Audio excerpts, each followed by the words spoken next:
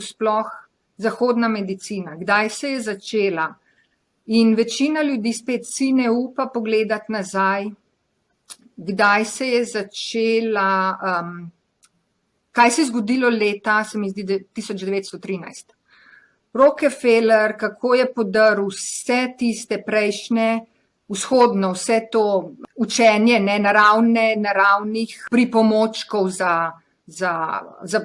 ki bi pomagali za zdravje, za zdravje recimo in tele vsaj razni čajčki in žavbice in ne vem kaj. Ko so to razdrli, ko so v bistvu zamenjali učenje teh stvari, naravnih stvari, ki nam bi pomagale, ko so jih zamenjali z vsem tem, kar se učimo zdaj v bistvu. To je bil začetek te Rockefeller medicine in spet. In to je v bistvu vse tudi napisano na Wikipediji, to vse lepo piše.